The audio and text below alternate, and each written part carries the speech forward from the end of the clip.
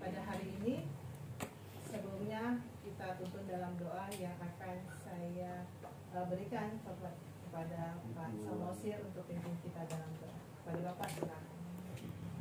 Pimpin dan sertai kami ya Allah, khususnya kepada Bapak Inspektur yang memimpin kami dalam kegiatan dan pertemuan penyuluhan ini.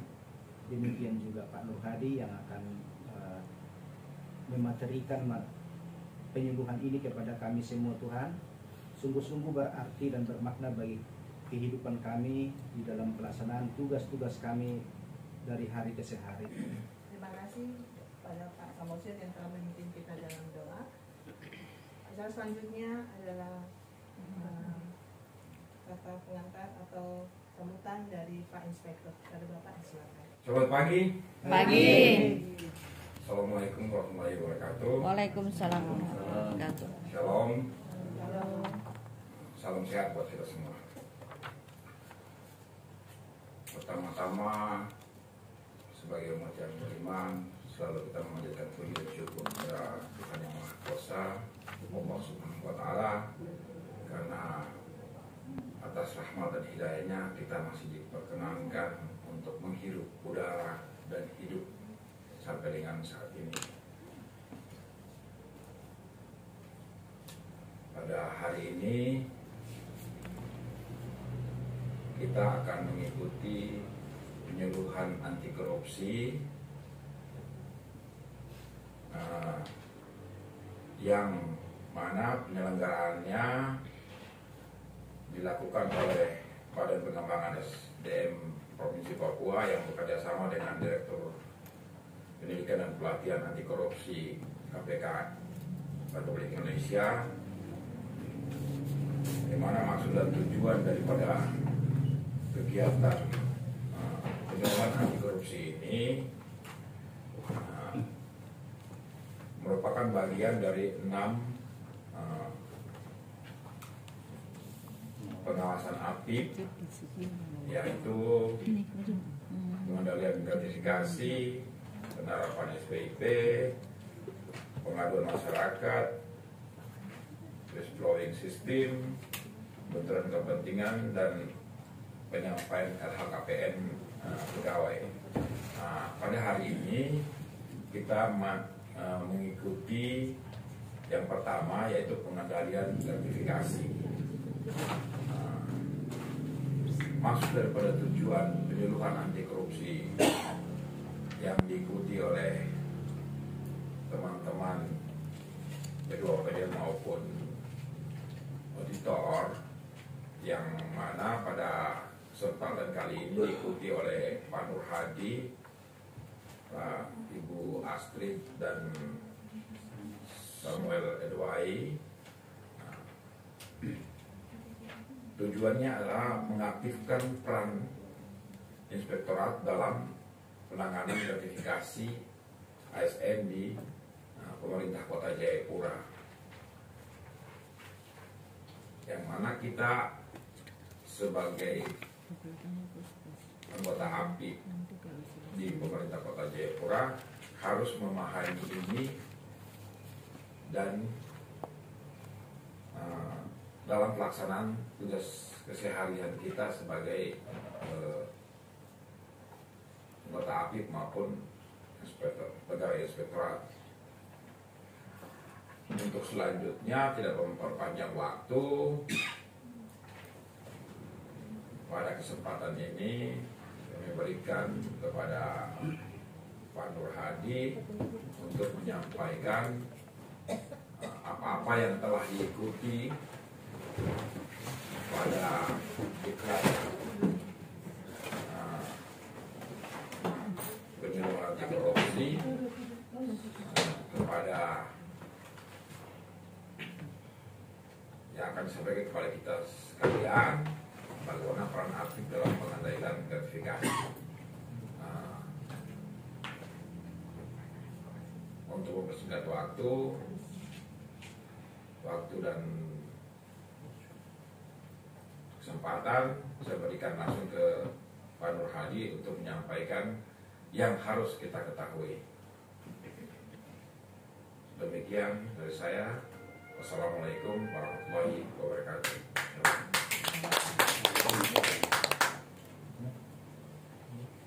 Terima kasih pada Pak Inspektur yang telah memberikan sambutannya.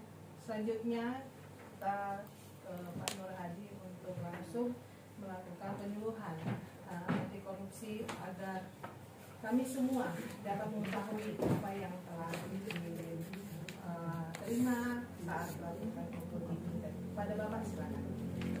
Baik, terima kasih Ibu pembawa acara Bu Desi, Pak Inspektur yang sama-sama kita hormati, juga rekan-rekan APIP semua. Selamat pagi. Pagi. Kalau saya bilang selamat pagi, pagi. Selamat pagi. Pagi. Selamat pagi. Pagi. Tepuk tangan untuk semua kita. Baik, Bapak Ibu sekalian,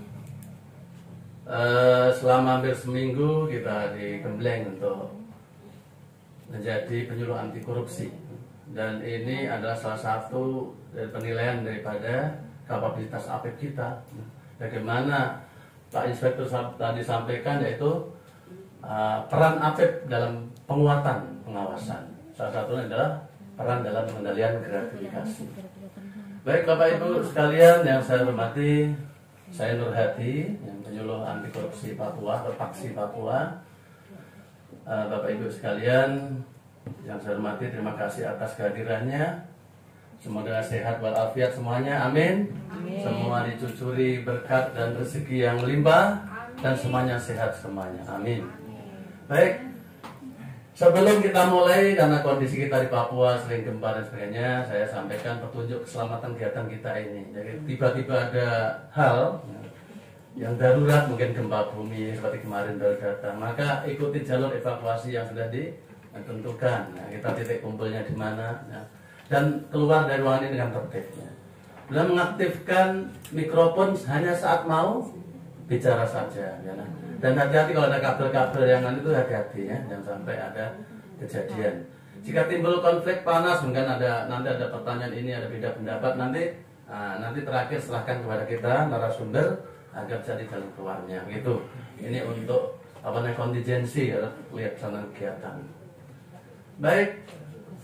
Kita yaya dulu lah sebenarnya. Nah, jadi yayanya saya bilang Torang ASN Papua, nanti Bapak Ibu bilang Torang anti korupsi. Bagaimana? Kita mulai. Torang ASN Papua, Torang anti korupsi. Kita berdiri semua dulu biar semangat ya. Berdiri. Boynya makasih. Baik, kita yaya dulu untuk memanaskan suasana. Jadi bikin gugur itu gunung Siklop ya, untuk semangat kita anti korupsi. Jadi saya bilang Torang ASN Papua, kita semua bilang Torang anti korupsi, oke? Torang ASN Papua, Torang anti korupsi. Torang ASN Papua, Torang anti korupsi. Mana sudah panas lah pagi-pagi. Makasih, makanya yang belum duduk silakan. Bapak Ibu kita lihat di grafik itu, di gambar itu ya. Coba Selandia Baru. Negara yang dari tahun ke tahun di negara Asia Pasifik ini yang dilihat 176 yang disurvei, itu dia selalu menempati peringkat pertama. Selandia Baru luar biasa. Kenapa sampai begitu tegas dia sama korupsi? Orang yang terbukti melakukan korupsi seperti menerima suap dan kejahatan yang berkenaan dengan hal ini dikenai pidana 14 tahun. Bayangkan. Kalau Indonesia ranking 89 dari negara tersebut. Nah, baik, untuk mengawali ini saya sampaikan Assalamualaikum warahmatullahi wabarakatuh. Salam sejahtera untuk kita semua. Salam. Om Swastiastu, Namo Buddhaya. Nah, kita lanjutkan. Kayaknya penasaran sekali kenapa Asia Pasifik seperti itu. Sedangkan Indonesia terdongkrak di 89. Di Papua sekarang, masuk Papua. Ini SPI. SPI itu kita selalu merah rapotnya. KPK bilang ke saya selalu merah Papua. Nah, selalu merah. Apa itu? Jadi survei penilaian integritas. Umumnya pejabat publik di Papua itu suka atau mau kalau disogok atau digratifikasi. Nah ini pengalaman penerimaan gratifikasi atau suap itu. 10 pemerintah daerah tertinggi di Indonesia ini. Nah, kita masuk ranking 4, bayangkan. Itu pemerintah provinsi Papua. Tahun 2016 itu 6 orang yang mau disogok. Ya apa? Bukan sogok ya, maksudnya apa? Gratifikasi, hadiah. Nah, Kemudian 2017 naik 15, jadi ini bahaya ini. 15 naik. Ini Provinsi Papua, SPE ini. Baik. Pada fungsi inspektorat, nah, ada di provinsi, inspektor daerah ya, dari provinsi, di kabupaten kota, gunanya untuk ini, untuk membantu penguatan pengawasan ini. Sedangkan inspektorat kita, kenapa saya ambil gratis UPG ini? Karena di inspektorat kita sudah 2 tahun vakum, tidak ada laporan. Harusnya kita laporan, laporan gratifikasi ke KPK per triwulan, kita nggak lakukan itu. Kenapa? Karena UPG kita, unit pengendali gratifikasi kita, masih tidur. Nah, maka kita mau sama-sama bangunkan ini. Apa bahayanya jika tidak segera kita aktifkan UPG kita ini? Yang pertama, maka potensi penerima gratifikasi di ASN Kota Jayapura khususnya itu tidak mau lapor. Karena waduh, kalau ke KPK kan saya takut. Padahal bisa didiskusikan kalau ada UPG. Ini bagaimana Pak kalau saya mendapatkan begini, bisa diskusi. Nggak bisa menolak Pak, saya dikasih sesuatu oleh orang, dikasih hadiah. Bisa diskusi pada UPG. Oh ini nanti begini. Tapi kalau langsung KPK dia takut. Makanya kita salah. Inspektorat nggak ada, UPG ini salah. Karena tidak mendekatkan layanan kepada orang-orang yang berpotensi menerima ini. Jadi yang pertama. Tidak dapat monitor pelaporan gratifikasi dari KPK. Ya, kita nggak punya akun, nggak punya adminnya, ya kita nggak dapat lampiran dari KPK di kota itu seperti apa. Benar. Level kapabilitas APIK kita terancam, SPI kita terancam. Apa jadinya? Pasti arahnya ke yang kita selalu keluhkan, tunjangan apa. Jangan salahkan kalau sampai nanti turun, karena kita memang nggak punya gerakan ini. Dan bisa berbahaya. Gratifikasi itu berpotensi menjadi korupsi. Gratifikasi bisa ada yang tidak. Nanti kita akan lihat. Nah, kalau begitu kita sepakat ya. Peran APIK, inspektorat kita dalam fungsi penguatan pengawasan, UPG wajib diaktifkan. Setuju? Baik, tepuk tangan untuk semangat kita. Nah, saya punya tujuan, saya duduk sini ada tujuannya. Yang pertama, ayo sama-sama kita memahami apa sih perbedaan korupsi dengan gratifikasi itu. Kita mirip-mirip, kadang ambigu. Ini titik abu-abu, wilayah abu-abu gratifikasi. Pemahaman latar belakang terjadi apa sih yang menyebabkan orang itu mau kalau dikasih amplop. Nanti ada teman yang nanti kita minta untuk dia diperankan gitu, biar bagus. Jadi apa latar belakangnya orang kok mau menerima ini hadiah atau apapun pemberian bagi ASN? Dasar hukumnya apa gratifikasi dan peran dan pengendalian gratifikasi APIK ini, dan pentingnya fungsi UPG dalam penanganan gratifikasi kita akan pelajari, dan nanti kita akan alurnya seperti apa sih pelaporan gratifikasi kalau melalui UPG atau melalui IBADI. Dan kita semua diharapkan nanti di akhirnya menyetujui bahwa kita ada tindak lanjut nanti. Ada punya rencana aksi, nanti Pak Inspektur mohon nanti ditentukan siapa tim UPG ini untuk membuat rencana aksi untuk melaksanakan ini. Dan terakhir kita akan bangun sikap anti korupsi dengan nilai integritas. Nanti akan dilanjutkan sesi kedua oleh teman kita Astri ya, nilai-nilai integritas. Baik.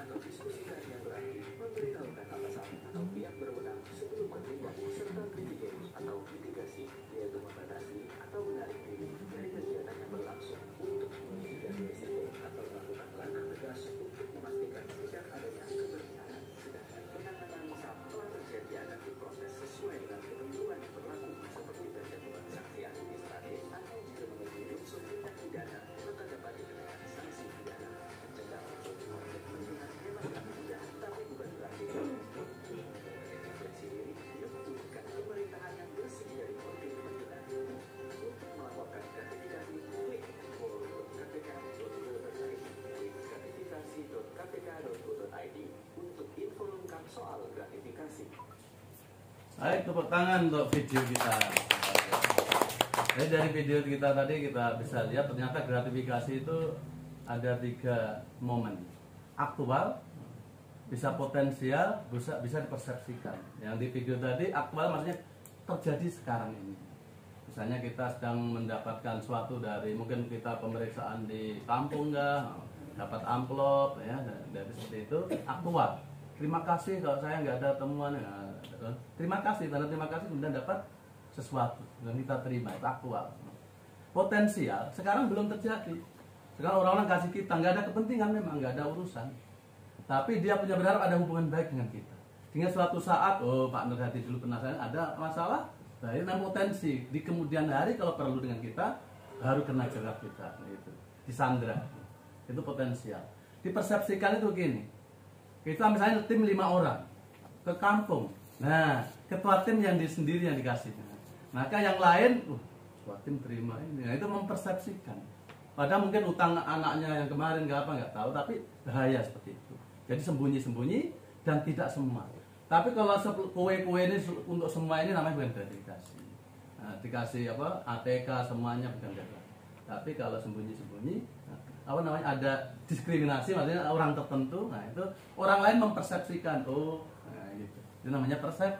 Nah, kalau kita mengalami seperti itu, maka kita refleksi diri. Oh, apa saya itu sedang dalam kondisi ini, refleksi minimal itu. Nah, kemudian kita mitigasi, jangan sampai terjadi kita tolak. Lebih baik kita tolak saja.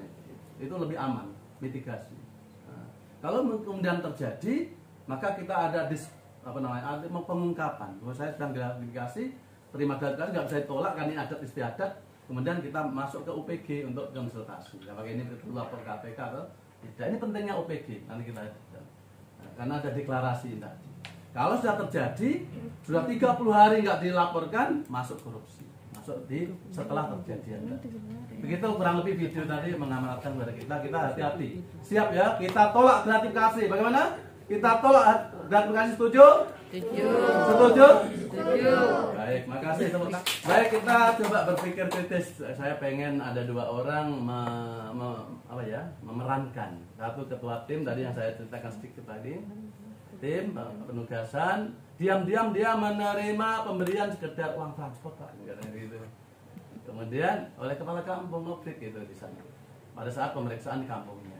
Nah, nanti ini anggap saya di kelompok 1 sini, ini kelompok 2. Nanti kelompok 2 menanggapi. Saya ingin coba yang bisa jadi kepala kampung siapa? Yang bersedia. Oh ya, Bu Regina. Yang jadi Mbak ya, Apip ya, coba berdiri di belakang gitu, Pak. Dimerankan pura-pura. Jadi waktu peristiwanya, waktu penugasan, nah kepala kampung, ini anggota timnya sedang duduk itu. Nah, ini menerima amplop. Nah, coba diperankan. Kasih uang dulu. Bapak ngomong dulu, Pak. Ibu sudah kita sudah selesai penugasan dan Ibu bagus, seperti itu kan? Ibu KPK, terima kasih. Kami kepala kampung ya, karena KPK Jangan KPK. Kepala kampung.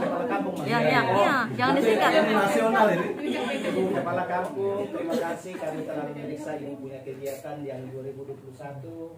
Gorong-gorong semua pembangunan rumah adat, semua sudah selesai. Terima kasih, kami mengapresiasi kegiatannya Ibu telah selesai 100%. Iya, sama-sama Bapak. Sebagai ucapan terima kasih Bapak, ketua tim ini ada. Terima saja tidak Tidak bisa begini. Ini tidak bisa ini. Tidak bisa kami tidak menerima seperti begini, Bu. Tidak boleh. Tidak boleh. Tidak. Ya sudah Pak, nanti durasinya terlalu. Oke. Saya tanya kepada kelompok 2. Kepala kampung tadi bagaimana? Apakah itu dia sedang berusaha sesuatu yang berkaitan pelajaran kita? Dan Apip tadi bagaimana tadi? Yang Apip tadi menolak ya tadi ya, menolak. Memang. Siapa yang menanggapi? Silakan. Silakan menanggapi. Ya, Bu Safi menanggapi, silakan. Ya, Wakili kelompok 2. Dari hasil percakapan antara KPK dengan Apip itu sesungguhnya baru menyampaikan bahwa dia mengakui bahwa pekerjaan sudah selesai 100%. Tidak disebut di situ tadi bahwa ada menjelaskan ke KPK masih ada pekerjaan ini yang kurang. Kemudian dari KPK dia kepala kampung memberikan ucapan terima kasih itu bisa ada 2 hal. Yang pertama, dia merasa bahwa dia aman, pekerjaannya sudah dinilai oleh Apip sudah 100%. Yang kedua, bisa saja dia menyampaikan dalam bentuk ucapan terima kasih tadi karena mungkin dari Apip tadi sudah menjelaskan bahwa pekerjaan sudah 100%.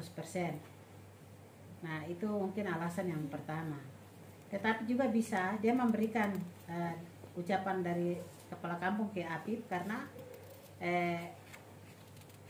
mungkin di kemudian hari ada kan ini kan review ceritanya, mungkin kalau review kan itu dia baru menilai di tahap 1. Kalau misalnya nanti di tahap 2 mungkin ada unsur harapan dari kepala kampung bahwa oh ya, saya sudah dinilai baik. Jadi mungkin benar tadi, Apip tadi benar menolak. Apip menolak itu benar. Apakah dia itu masuk tidak menerima. gratifikasi? Iya, dari gratifikasi kan dia tidak menerima. Baik, tepuk tangan untuk Bu Safi. Ini hadiahnya Bu. Ini prestasi.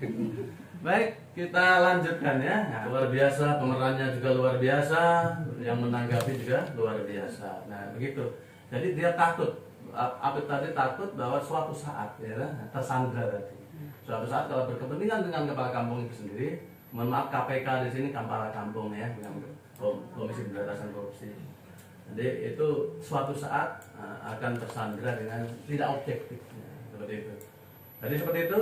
Terus yang kedua, Pak A, kepala pengawas inspektorat seperti saya tadi ya, anaknya saat ini menjadi kepala dinas PUPR. Anaknya waktu saya ulang tahun, saya diberi hadiah mobil sama anak saya. Coba, siapa ini satu orang yang mengkritisi kelompok atau kelompok B? Ini termasuk gratifikasi bukan? Coba, satu orang berdiri.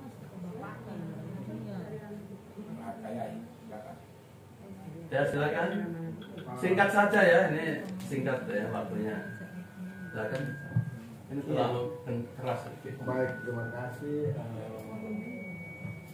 Kaitan dengan pemberian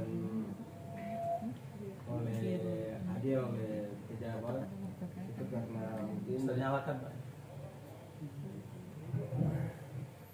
ya apapun juga itu semua terkait dengan interest kepentingan. Kan birokrasi ini bagaimanapun juga mereka menjaga kenyamanan sehingga dia jelas harus membangun relasi hubungan baik dengan seorang pimpinan. Kalau itu pun dia tidak jaga, dia sudah memprediksi ke depan bahwa kalau dia tidak memberikan sesuatu yang untuk mengikat antara dirinya dengan pimpinan itu, maka sulit bagi dia untuk mempunyai kepentingan terhadap pimpinan itu ke depan. Pimpinan siapa? Ini kan saya pengawas di inspektorat. Anak saya PUPR ya, kepala dinas. Waktu saya ulang tahun, anak saya memberi hadiah saya mobil. Ini gratifikasi atau tidak? Itu maksudnya. Hanya gratifikasi atau tidak? Itu sudah diklasifikasikan dalam gratifikasi. Alasannya apa? Saya tim pengawas ya. Pak A ini pengawas inspektorat, kayak Pak Kayai. Pak Kaya punya anak dari kepala PUPR, kepala dinas. Ya. Nah, suatu saat Pak Kaya ulang tahun.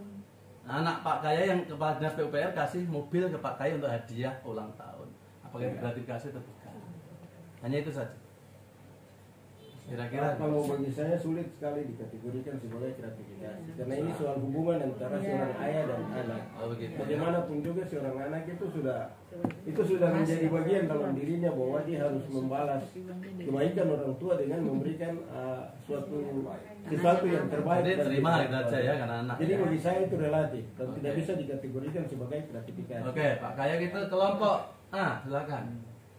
Iya, kalau dari saya sebetulnya anak wajib memberikan hadiah pada orang tua, tapi di sini anak ini sebagai kepala dinas, jadi belum bisa terukur apakah itu memang uang pribadinya atau uang dinas, karena harga mobil kan mahal. Caranya bagaimana Bu? Misalnya sampean sebagai apipnya itu terus anak memberi mobil, caranya gimana? Saya tidak terima. Tidak terima. Iya, karena sumber dananya kan tidak jelas.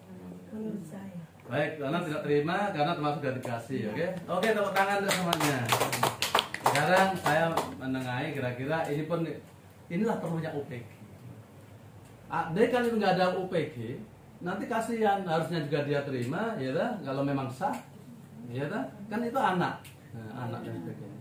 Oleh karena UPG itu Bapak Apip tadi walaupun di inspektorat ya tetap melapor ke kita UPG, tim UPG ya. Untuk ini bisa dikonsultasikan ke KPK, dilaporkan. Kalau KPK kasih SK, oh Pak, enggak sah, ada SK-nya, bahwa itu bukan gratifikasi, mobil ambil. Nah, itu hebatnya UPG itu, membantu untuk pemecahan masalah seperti ini. Penting nggak UPG ini? Penting banget. Ini tadi coba, padahal dia menolak mobilnya ya, menolak. Memang dalam kapasitas sebagai jabatan, suatu saat kalau kita ibu sebagai ibunya kemudian mengawas kepada PUPR pasti ada anak saya pernah kasih ini ya kan gitu. Jadi kemudian hari yang potensial tadi. Tapi dengan adanya UPG kita bisa membantu peristiwa seperti ini untuk kita laporkan ke KPK. KPK nanti akan menentukan kalau dia bilang sah terima. Kalau dia bilang gratifikasi dijual, dilelang, masuk ke kas negara, rekening negara seperti itu. Jadi begitu ya, tepuk tangan. Ini mobil ini, kalau mungkin apa gitu ya. Tapi begitu jalan ceritanya kurang lebih. Inilah pentingnya UPG. Baik, apakah apa-apa yang kita lihat tadi perlu dipertahankan atau tidak? Itu jawab di hati kita sendiri, introspeksi. Nah, Bapak Ibu sekalian kita lanjut. Ada 7 jenis tindak pidana tipikor di Undang-Undang 20/2001. Ada 30 sebenarnya, tapi dikerucutkan ini yang utama. Dijadikan 7 jenis seperti ini. Hanya 2 pasal saja di tipikor itu yang mengakibatkan kerugian negara. Selebihnya tidak ada yang mengakibatkan uang negara, merugikan uang negara. Kenapa? Itu tadi suap menyuap tadi kan merugikan negara, tidak kan? Suap menyuap, gratifikasi uang negara tidak masalah, tidak masalah, ya kan? Nah, hanya itu. Tapi diperluas seperti ini, suap menyuap itu masuk tipikor. Suap menyuap itu kalau ada kepentingan. Ya, kita ada di pelayanan publik orang pengen dicepatkan atau syaratnya nggak lengkap pengen diloloskan, itu namanya suap. Itu bedanya, kita bisa bedakan. Kalau yang pertama kan jelas itu ya, DPA-nya ya. Kalau penggelapan dalam jabatan, penggelapan dalam jabatan, ya ada dokumen yang mungkin disembunyikan, ya, atau apa, atau yang dihapus karena sehubungan dengan jabatannya, dia bisa berbuat apapun kewenangannya dengan kewenangannya ini untuk meloloskan seorang yang suatu atau untuk kepentingan pribadi. Pemerasan, ini lain. Pemerasan itu saya selaku pelayan publik. Saya selaku pelayan publik, kemudian saya memaksa kepada seorang yang saya layani ini sejumlah uang atau barang yang di bawah kuasanya dia, maksudnya di bawah kekuasaannya dia untuk menolak agar dia punya kepentingan bisa jalan. Ini namanya pemerasan. Pemerasan itu minta uang, uang atau barang yang di batas kewenangan atau kemampuan dari yang kita minta, yang kita layani agar lolos atau agar terpenuhi. benturan kepentingan itu seperti tadi, seperti mobil tadi, itu benturan kepentingan. Katakan tidak walaupun situasi sulit seperti tadi, seperti Bu Regina. Tidak, Dek, karena suatu ini. Jadi katakan tidak walaupun sulit. Benturan kepentingan karena adanya double job. Contohnya begini. Saya punya punya CP. Punya CP, istri saya punya mendirikan CP, punya ATK. Maka kantor ini saya selaku punya jabatan selalu beli dari CP kita ini, CP saya sendiri yang notabene. Itu namanya benturan kepentingan dari double jobs, moonlighting seperti itu ya. Antara lain seperti itu nanti kita. Dan yang terakhir yang kita bahas adalah gratifikasi. Itu beda-beda 7 jenis tipikor. Ada pertanyaan yang 7 jenis ini? Mungkin? Ya, jadi begini, ada pertanyaannya. Jadi begini, kan kebijakan ini dibuat di pusat, di pemerintah pusat, kemudian bagaimana diimplementasikan di daerah. Saya kasih satu contoh saja. Kalau misalnya seorang wali kota turun ke kampung sana, naik duduk di rumah adat, kalau dia tidak tinggal sesuatu di rumah adat itu dikatakan bahwa itu kepala desa yang tidak tahu adat, wali kota yang tidak tahu adat. Tidak ada seorang wali kota naik duduk di rumah adat yang 14 kampung ini kemudian pulang saja dengan tidak ninggalin sesuatu di situ. Kalau dia tidak tinggalin sesuatu di situ, maka dia dikatakan bahwa wali kota yang tidak tahu adat. Karena memang ini bagian daripada budaya yang melekat dalam diri kita. Maka mungkin yang tadi itu perlu harus di mapping dan dibatasi. Saya kira yang bagaimana, karena ini kan diimplementasi di pusat, orang pusat buat itu dan dia tidak tahu di daerah seperti apa. Baik, mohon maaf saya putus karena durasi ya, jadi sudah saya tangkap. Oke, kita jelaskan. Begini, ini masa adat kemarin juga jadi ada diskusi yang sangat luar biasa. Mohon maaf saya nggak memberi kesempatan yang lain ya, durasi. Jadi saya langsung aja. Jadi kalau faktor budaya, seperti kita ke kampung tadi, kemudian dikasih apa namanya? Jagung rebus, dikasih apa itu begitu, tahu pengalaman kita tahu terus terang ya seperti itu misalnya. Obrik dikasih sesuatu. Kita sebenarnya menolak itu yang pertama, jalan pertama, karena kami sudah ada SPPD, sudah ada uang transfer, itu cara halus. Tapi kalau dia memaksa, ya adat ini nggak bisa Pak, ini kan berarti melecehkan kami ya. Caranya bagaimana kalau dalam kondisi seperti itu diterima jagung rebusnya. Ini kita yang paling mudah aja jagung rebus. Nanti karena ini gampang rusak, nggak mungkin KPK nunggu KPK punya SK, dikasih kepada anak kecil yang di pinggir jalan atau orang yang kira-kira kita pikir memerlukan barang itu, kita foto dokumentasikan gitu. Didokumentasikan, kemudian fotonya ini yang kita laporkan ke UPG. Pak, saya waktu sana tidak bisa menolak karena adat istiadat, misalnya begitu. Fotonya itu dilaporkan ke KPK atau UPG. Kalau UPG diberi kewenangan untuk menelaah apakah itu layak untuk diteruskan ke KPK atau tidak, itu UPG. Kalau memang nggak layak dan sudah dikasih kepada orang yang berhak, nggak apa-apa, UPG nggak bisa meneruskan KPK, nggak masalah. Tapi kalau menurut ada kepentingan suatu saat yang tersandera tadi, ada indikasi seperti itu, maka diteruskan KPK. Sampai pada KPK nanti ada SK-nya, keputusannya. Oh itu boleh, itu tidak. Kalau yang hal-hal seperti itu, yang intinya prosedur saja. Intinya prosedurnya seperti itu. Jadi kalau terpaksa kita terima, tapi laporkan ke Jokowi. Dikasih apa tadi? Dikasih ini untuk alat musik itu, dilaporkan. Kok kemudian KPK bilang tidak, Jokowi pakai. Gitu. Intinya sah atau tidak? Aman. Apa Bapak Ibu hebatnya kalau kita lapor seperti itu? Kalau suatu saat misalnya OPD yang memberi sesuatu pada kita itu tersandra dengan tipikor, tidak benda korupsi, kemudian dia cerita, oh Pak Nurhati sudah saya kasih ini kemarin, kita akan kena. Tapi kalau ada SK KPK, halo saya sudah aman, itu maksudnya. Bisa paham ya? Bisa. Oke, tepuk tangan, inilah OPD kita. Baik, kita lanjut ya. Oke. Apa sih sebenarnya pengertian dari korupsi? Ya, ini korupsi ada unsur-unsurnya ini. Jadi korupsi menurut Undang-Undang 31 99 Jungto, Undang-Undang 20 tahun 2001 ya. Tipikor itu setiap orang anyone Tidak perlu pejabat sekarang, tidak perlu ASN, semua bisa korupsi. Saya korupsi bisa, bapak ibu korupsi, istri bapak ibu di rumah yang ibu rumah tangga juga bisa korupsi.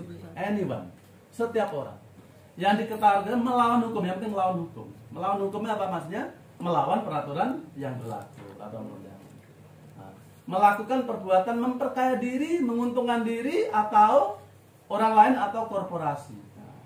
Jadi tadi setiap orang siapapun itu unsur pertama. Yang kedua apa unsurnya? Yaitu melakukan perbuatan melawan hukum, memperkaya diri, menguntungkan diri sendiri, memperkaya orang lain, walaupun kita nggak terima. Tapi karena jabatan kita kemudian menguntungkan orang lain, itu kita kena. Menguntungkan orang lain atau korporasi atau perkumpulan, yayasan mungkin atau apa seperti itu yang kedua. Menyalahgunakan kewenangan maupun kesempatan atau sarana atau jabatan yang melekat padanya. Itu. Karena jabatan. Jadi gratifikasi atau korupsi itu karena jabatan di sini. Merugikan keuangan negara. Nah, itu satu, merugikan keuangan negara atau perekonomian negara. Jadi bukan sekedar uang. Uang yang diterima itu ada namanya eksplisit. Yang terdiri misalnya 100 juta setelah dianalisis oleh tim KPK misalnya 100 juta. Tapi akibat misalnya membuat perizinan kepada kehutanan di Siklop ini, kemudian orang bongkar hutan itu, dan kita dapat suap berapa tadi? 100 juta. Kemudian dihitung juga, maka ada nilai namanya biaya sosial. Biaya sosial itu akibat dari kebijakan kita mengizinkan orang untuk membuka hutan tadi. Nah, biaya sosial, banjir, longsor, semua itu nanti akan ditumpahkan kepada mereka yang korupsi. Untuk sekarang baru biaya sosial. Nanti biaya sosial itu, biaya sosial termasuk eksplisit tadi uangnya, termasuk mencari harta-hartanya di mana dan sebagainya, itu semua biaya termasuk kerusakan damage, kerusakan lingkungan. Itu nanti kalau ini diterapkan luar biasa, korupsi pasti akan hilang. Tapi kita terlalu kecil. Bahkan 7,5% dari yang ditilep itu aja yang bisa selamat. Bisa dibayangkan. Belum biaya sosial yang lainnya seperti saya katakan, kerusakan sebagainya. Nah seperti itu. Jadi korupsi itu tadi semua orang, siapa saja termasuk saya, melawan hukum. Apa itu melawan hukum? Melakukan perbuatan memperkaya diri, menguntungkan diri sendiri, orang lain atau korporasi karena kewenangannya atau membuat sarana. Mohon maaf, ini sarana. Sarana ini kita dapat mobil dinas. Mobil dinas sebenarnya untuk ke kantor. Nah, kalau kemudian plesir ke PNJ sana, kan itu termasuk nggak bisa itu transport. Jadi karena sarana di situ di tipikor itu, dan seterusnya. Jadi yang merugikan keuangan negara atau perekonomian negara itu tipikor. Nah, apa sih yang menyebabkan orang bisa menerima itu? Gratifikasi dan macam-macam yang 7 macam tadi. Ada teori namanya fraud triangle. Jadi segitiga fraud, kecurangan. Ada motivasi. Ada dorongan diri. Wah, saya itu pengen jadi kaya, pengen jadi seperti itu, motivasi diri. Yang kedua ada peluang, opportunity. Apa itu peluang contohnya? Mula-mula saya melayani ini tidak ada niat untuk minta. Tapi orang itu datang, terima kasih kepada pelayan kita yang bagus. Kemudian dia seperti tadi Pak Samosir tadi dengan kepala kampung tadi. Begitu ada amplop, bersamaan itu dia ada niat, ada ini peluang ini. Kan nggak ada temuan sih, itu peluang. Itu namanya opportunity. Atau peluang tadi juga itu tadi, karena kemarin pernah memberi, sekarang saya ada perlu. Nah, itu. Yang terakhir rasionalisasi. Apa itu rasionalisasi? Yaitu diakal-akalin. Ini kan sedikit saja. Saya selaku bendara, uangnya saya ambil dulu. Nanti kan waktu perlu saya kembalikan. Itu nggak boleh, nggak boleh. Ini namanya fraud triangle seperti itu. Nah, saya nggak terangkan semua ini fraud triangle ini aja. Sebenarnya sudah ada diamond dan ada gone teori, hampir sama. Nah, karena kebutuhan, karena kesempatan, karena serakah tadi. Karena pengungkapan itu begitu sudah tercium, dia baru mengungkapkan. Takut untuk ditangkap, itu pengungkapan, exposure. Kemudian ini yang diamond ya, itu intinya mirip mirip-mirip seperti tadi. Oke, lanjut. Oke, kita iya kita berdiri dulu karena katanya udah kaku ini terlalu serius. Kita iya ya. Luar biasa, Pak Inspektur luar biasa, Pak. Awal sampai akhir. Ini komitmen PP. Baik ya, saya bilang pemerintah Kota Jayapura kita semua gini. Zona integritas wilayah bebas korupsi. Tapi awas saudara kanan kiri. Sorry. Zona integritas gini. Zona integritas wilayah bebas korupsi. Nah, ini tolak begini. Oke, kita mulai. Pemerintah Kota Jayapura. Zona integritas tolak korupsi. Oke, ulangi. Pemerintah Kota Jayapura. Zona integritas wilayah. Tepuk tangan. Gratifikasi sekarang. Gratifikasi itu pemberian dalam arti luas, bukan hanya uang ini. Mungkin rabat atau diskon. Oh, kita belanja kasih diskon. Nah, tapi diam-diam. Artinya diskon itu kalau misalnya kertas itu misalnya yang F4 80 gram itu 50.000 misalnya. 50.000 ya. Misalnya ya. Kemudian dari toko 40.000, yang 10.000 jangan diambil. Jadi harganya diomong, jadi ini ekonomis namanya. Perolehan input tapi biayanya agak murah, miring. Memang kita wajib bendara cari yang begitu, ada alternatif untuk perolehan input. Tapi yang 10.000 jangan ditilet. Ya, jadi biarkan kertas harganya sekian, di kwitansi biar aja 45.000 misalnya. Jadi itu karena diskon, rabat. Kalau itu kita ambil namanya dapat rabat ini, kategori gratifikasi. Komisi pinjaman tanpa bunga juga hati-hati. Tiket perjalanan ini bilang korupsi bukan saya ya, begitu itu. Fasilitas pengobatan cuma-cuma misalnya, fasilitas lain itu macam-macam. Ini gratifikasi, bentuknya seperti ini, apapun. Siapa yang tidak boleh menerima ini? Nah, kalau swasta mungkin tadi boleh, silakan. Tapi itu kan pelaporan uang negara. Maka presiden, menteri sampai pada PNS seperti kita ini, itu nggak boleh menerima gaji. Cukuplah dengan gaji, bersyukur Tuhan sudah mengatur rezeki kita. Itu aja enaknya. Daripada nggak bisa tidur, 10 tahun nggak bisa tidur, takut. Lanjut begitu ya, daripada kemudian. Jadi pelapor gratifikasi nanti kita lapor saja, kalau kita terima begitu lapor saja, nanti akan dilindungi. Kalau nggak lapor justru malah nggak dilindungi. Baik, gratifikasi bisa jadi suap apabila ini Undang-Undang 20 tahun 2001 pasal 12B ini tentang gratifikasi. Nah, setiap gratifikasi kepada pegawai negeri atau penyelenggara negara siapapun dianggap suap apabila berhubungan dengan jabatannya. Jadi kaitannya dengan jabatannya dan berlawanan dengan kewajiban dan tugasnya. Maksudnya tersandra oleh kewajiban dan tugasnya dengan adanya pemberian tadi. Ini disebut dengan benturan kepentingan. Jadi kita nggak jadi objektif gitu. Karena ada suatu kemana, ada hutang budi ceritanya gitu. Nah, ketentuannya sebagai berikut. Jika nilainya 10 juta atau lebih, itu pembuktiannya akan dilakukan oleh penerima gratifikasi. Saya yang terima misalnya. Maka APH akan tanya, buktikan bahwa 10 juta itu bukan asalnya benar, halal misalnya gitu. Buktikan, kita yang buktikan. Tapi kalau lebih dari 10 juta, itu nanti penuntut umum yang seperti Undang-Undang Tipikor seperti ini, pasal 12B. Nanti bisa belajar di luar ini ya, kita singkat saja. Nah, jangan takut melapor jika menerima gratifikasi. Itu lihat. Nah, ternyata KPK itu bagi pelapor ini dapat penghargaan. Terima suap, terima gratifikasi, dilaporkan dengan OPG atau KPK. Terima ini contohnya ada 10 orang tahun 2001. Saya potong 5 saja. Nah, ada kepala desa. Ada perancang perundang-undangan ahli media mendapat $10.000, 1 juta. Dilaporkan KPK. Orang-orang ini mendapat penghargaan tahun 2001, 10 orang. Terbaik karena jujurnya dia. Nggak tahu apakah KPK melelang kemudian kasih kas negara melalui Menteri Keuangan atau KPK mau mengembalikan dia sah ada SK-nya. Ya, seperti itu Bapak Ibu. Jadi kita nanti ke OPD kalau tanya gratifikasi tidak usah takut lapor. Lapor saja ke OPG, kalau sah berarti sah milik kita, halal gitu. Karena ada deklarasinya oleh KPK. Yang bahaya itu kalau tidak melapor. Baik, sekarang penguatan APEP dalam penguatan pengawasan itu kita ada 6 ini ya, ada 6. pengendalian gratifikasi yang sekarang kita bahas ini.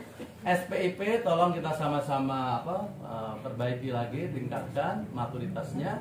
Dumas, pengaduan masyarakat, kita buka whistleblowing system, kita punya perwalnya tapi belum pernah sosialisasi dan belum pernah dilakukan. Benturan kepentingan kita punya perwalnya juga tapi belum jalan, belum sosialisasi.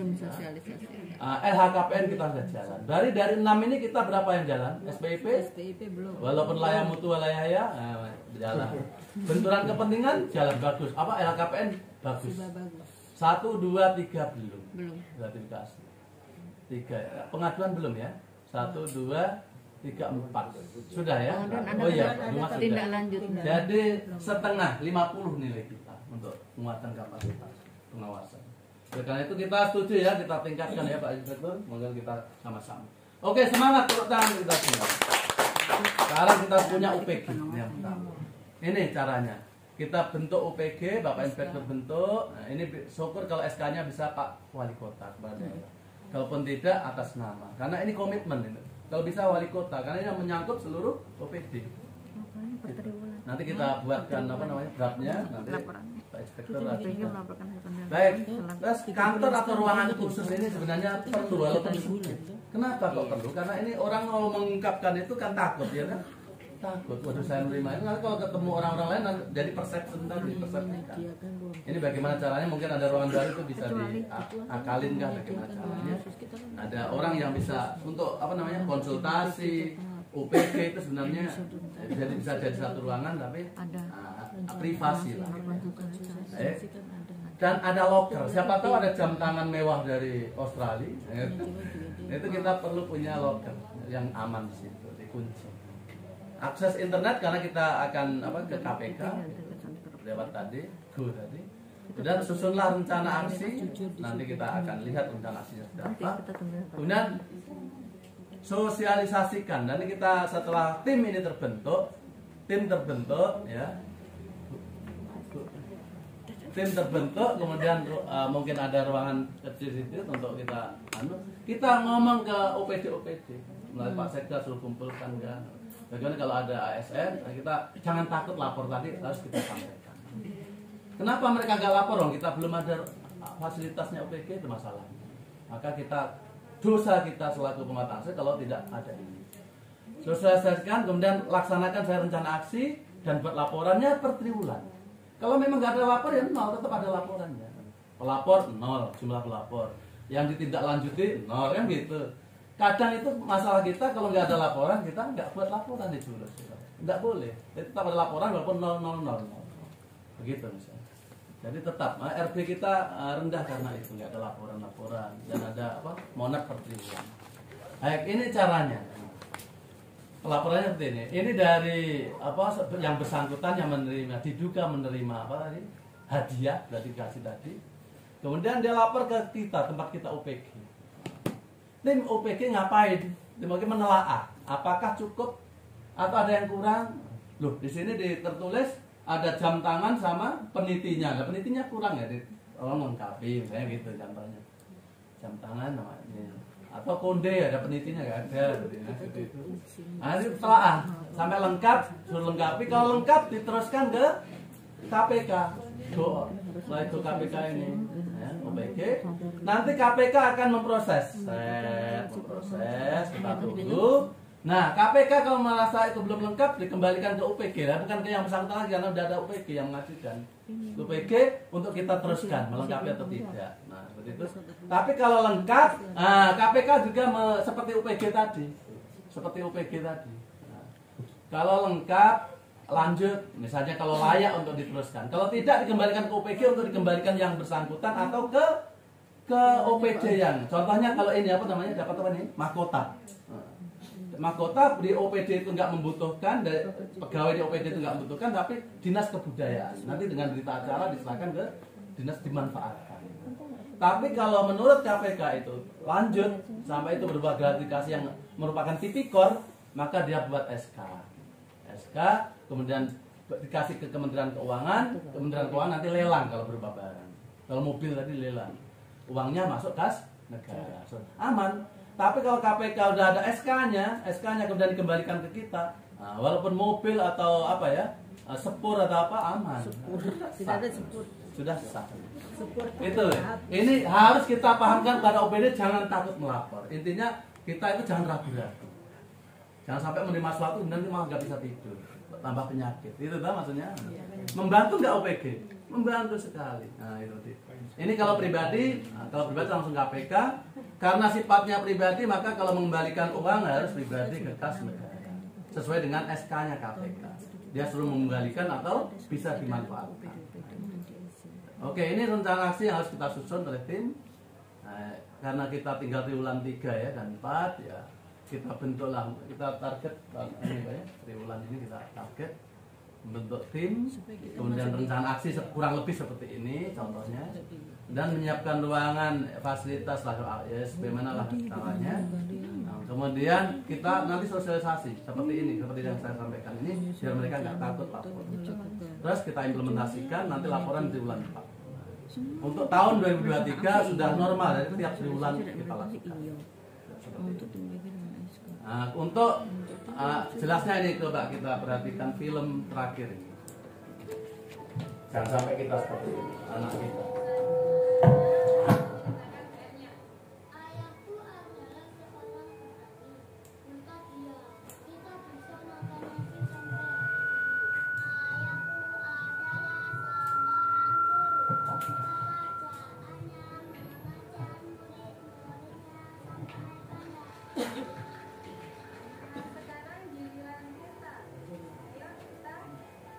Ini bapaknya kata.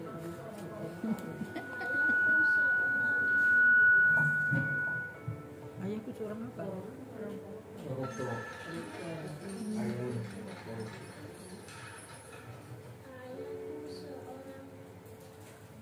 Tahanan.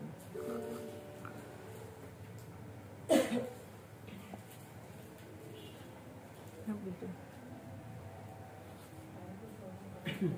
Baik, begitu bagus, tepuk tangan untuk semangat kita luar biasa. Semangat kita luar biasa. Oleh karena itu kita perlu memahami nilai-nilai integritas anti korupsi itu ada 9. Jujur tanggung jawab. Oke. Ada 9 ya, suara saya keras ya. Jujur, disiplin. Jadi nilai inti, nilai anti korupsi inti itu, nilai integritas itu jujur. Jujur pada diri sendiri. Introspeksi ini dari kerohanian, spiritualitas. Hanya kita dan Tuhan saja yang tahu itu jujur. Berkata benar dan sebagainya, apa adanya walaupun pahit. Katakan yang benar walau pahit. Nah, disiplin ya, kita dalam mulai dari sinilah apa karakter kita anti korupsi, maka kita tanamkan anak-anak kita di rumah, di lingkungan. Jadi disiplin kita mulai diri sendiri. Nah, karena lebih banyak yang kita lakukan orang tua itu yang ditiru anak daripada yang kita diucapkan orang tua. Jadi seperti itu. Disiplin, tanggung jawab. Ya, kita punya tusi masing-masing, kita coba di inspektorat jadi trigger untuk OPD-OPD lain untuk lebih tanggung jawab. Karena kalau kita telat datang itu berarti sudah korupsi Pak. Cepat pulang dari korupsi Pak. Ya, waktu-waktu yang ada bagaimana memberi manfaat dampak untuk organisasi kita, untuk kapabilitas organisasi kita. Itu nilai intinya. Jujur, disiplin, tanggung jawab. Kalau kita sudah 3 itu punya, maka akan tumbuh sikap. Kita akan berbuat adil ya, tanpa memandang sara ya, adil semuanya. Nah, menempatkan sesuatu pada tempatnya ya, memberikan hak sesuai dengan kewajibannya. Nah, kemudian berani. Walaupun sulit, dalam keadaan sulit kita berani menyampaikan bahwa ini adalah korupsi, ini adalah gratifikasi, ini adalah suap, kita nggak boleh terima. Nah, berani. Walaupun harus sendirian, orang lain mencaci kita atau mendiamkan kita, tidak apa-apa. Yang penting kita dengan Tuhan saja. Itu berani. Nah, sebenarnya ada tokoh-tokoh yang seperti ini. Dan peduli. Peduli di sini kalau inspektorat, jangan sampai orang lain nanti terjerumus. Kalau ada indikasi terjerumus ke korupsi, kita stop dia. Kita ingatkan dia, itu namanya peduli. Peduli jangan sampai orang lain terjerumus. Nah, nanti dari sikap itu akan tumbuh yaitu etos kerja kita. Kita akan jadi pekerja keras. Apa itu kerja keras? Semaksimal mungkin seluruh kemampuan kita kerahkan untuk apa? Untuk kerjaan kita, untuk orang lain, supaya yang bermanfaat bagi orang lain. Kerja keras, terutama sesuai dengan tugas kita. Kita akan mandiri, nggak selalu bergantung pada orang lain karena kita kerja keras. Nah, yang terakhir itu tadi. Jadi kita akan tercipta 9 nilai karakter ini nanti akan dibahas oleh Mbak Astri setelah yang satu ini ya, setelah saya. Baik, demikian kurang lebih Apip luar biasa. Coba berdiri semua dulu. Berdiri semua. Berdiri saya terakhir. Coba saya kalau begini bilang kepala. Kalau saya bilang gini hidung. Kalau saya bilang ini dagu. Dagu ya. Saya sentuh ini dagu, bilang dagu. Jangan lihat apa yang saya katakan. Sorry. Ini telinga. Oke? Kita mulai. Saya mau lihat ini siapa yang salah. Oke? Kepala. Enggak kelihatan, enggak dengar deh. Semua begini. Oh, dikira cuma sebut. Ikuti saya ya. Oke, kepala. Dagu. Hidung. Oke. Dagu. Oke, kepala. Dagu. Hidung. Kepala. Telinga. Kepala. Hidung. Dagu. Oke, tepuk tangan. Masih ada konsentrasi. Permainan itu maksudnya apa? Ternyata lebih orang itu mengikuti apa yang kita lakukan daripada yang kita ucapkan. Dan oleh karena itu keteladanan itu penting, kelakuan kita yang penting. Oke? Untuk menutup, Apip melayani dan mengawasi tanpa gratifikasi. Lihatlah balon kertas terbang mengangkasa. Kejarlah dia hingga ke seberang lautan. Mari bangun zona integritas Kota Jayapura. Unit pengendali gratifikasi harus diaktifkan. Setuju? Baik, demikian kurang lebih apa yang saya sampaikan. Mohon maaf apabila kekurangan. Assalamualaikum warahmatullahi wabarakatuh. Dan saya kembalikan ke Terima kasih buat Pak Nur Hadi yang telah melakukan penyuluhan bagi kita semua. Semoga apa yang telah disampaikan oleh Pak Nur Hadi dapat kita cerna, dapat kita juga terapkan dalam kehidupan.